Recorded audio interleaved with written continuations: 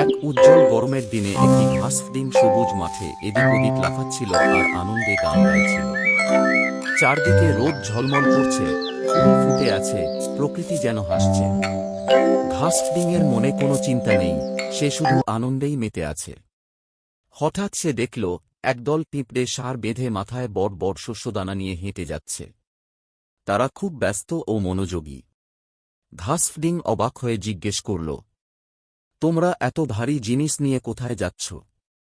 একটি পিঁপড়ে উত্তর দিল, আমরা আমাদের ঢিবিতে খাবার জমাচ্ছি। আজ আমি তৃতীয় দানা নিয়ে যাচ্ছি। ঘাসফডিং হেসে বলল, এত পরিশ্রম করছো কেন? এসো না, আমার সাথে নাচো গাও। আজ কত সুন্দর দিন। পিঁপড়ে শান্তভাবে বলল, আমরা শীতের জন্য খাবার সঞ্চয় করছি। সময় থাকতে প্রস্তুতি নেওয়া ভালো। তোমারও উচিত কিছু জমিয়ে রাখা। কিন্তু ঘাসফডিং কথাটি গুরুত্ব দিল না। সে আবার গান গাইতে আর নাচতে ব্যস্ত হয়ে পড়ল। আর পিঁপড়েরা তাদের কাজ চালিয়ে যেতে লাগল। কিছুদিন পর ঋতু বদলে গেল। ঠান্ডা হাওয়া বইতে শুরু করল। আকাশ ধূসর হয়ে এলো, মাঠে সবুজ ঘাস সাদা বরফে ঢেকে গেল। কোথাও আর খাবার পাওয়া গেল না। এবার ঘাসফডিং খুব বিপদে পড়ল। সে কাঁপতে কাঁপতে খাবারের খোঁজে ঘুরতে লাগল, কিন্তু কিছুই পেল না। ক্ষুধায় ও ঠান্ডায় সে দুর্বল হয়ে পড়ল।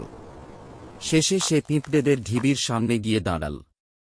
ভেতরে সে দেখল অনেক খাবার সুন্দরভাবে জমিয়ে রাখা হয়েছে। পিঁপড়েরা নিরাপদ ও উষ্ণ পরিবেশে আছে। ঘাসফডিং লজ্জিত কণ্ঠে বলল, আমাকে কি একটু খাবার দেবে? পিঁপড়েরা অবাক হয়ে জিজ্ঞেস করল, তুমি কি শীতের জন্য কিছুই সঞ্চয় করে রাখোনি? পুরো গরমকাল তুমি কি করছিলে? ঘাসফডিং মাথা নিচু করে বলল, আমি গান গাইতে আর নাচতে ব্যস্ত ছিলাম। সঞ্চয় করার কথা ভাবিনি। পিঁপড়েরা বিরক্ত হয়ে মাথা নাড়ল এবং আবার তাদের কাজে ফিরে গেল। ঘাসফডিং তখন বুঝতে পারল, সময় থাকতে পরিশ্রম না করলে পরে কষ্ট পেতে হয়।